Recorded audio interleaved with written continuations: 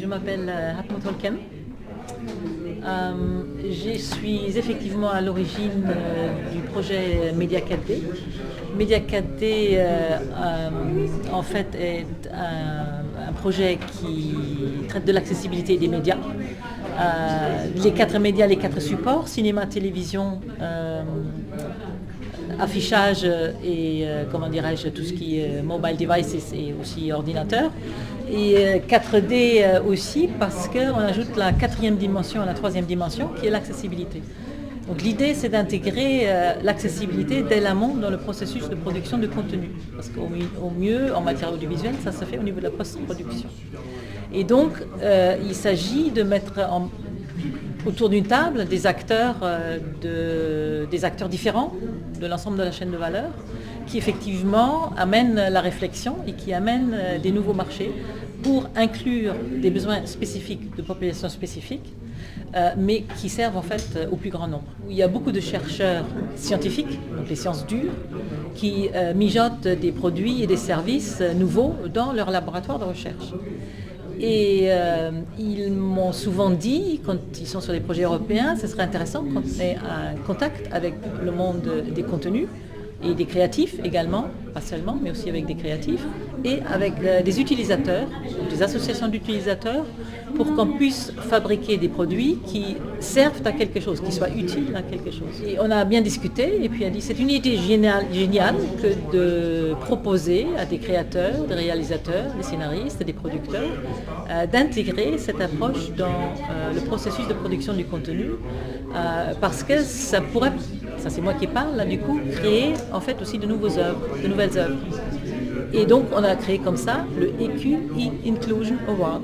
Il y a potentiellement tout un tas de jeunes créateurs qui viennent de l'Europe et du monde entier, des jeunes talents, mais qui ne savent pas ce que c'est que l'accessibilité. Est-ce que vous êtes d'accord pour venir et raconter ce que vous faites dans vos laboratoires en matière d'accessibilité pour essayer de créer un lien entre le monde de la recherche et le monde des contenus?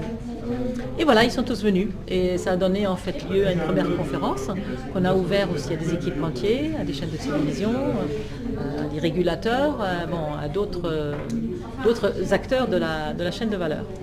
Suite à la dernière conférence, j'ai donc vu qu'il y a des possibilités de soumettre des projets dans le cadre de l'appel à projet du Grand Paris. Et c'est ce que j'ai fait. J'ai donc soutenu ce projet de think tank dont on avait parlé aujourd'hui, qui construit sur cette conférence-là, et qui a été retenu, et qui est soutenu également par Pleine Commune, qui nous accueille aujourd'hui dans le cadre du cluster de la culture et de la création. Et Pleine Commune a même dit qu'à un moment donné, qu'ils avaient envie que le territoire, qui cherche à se repositionner, devienne un territoire d'excellence en matière d'accessibilité et des médias. Tout est à construire. Donc là, l'objectif, c'est quoi?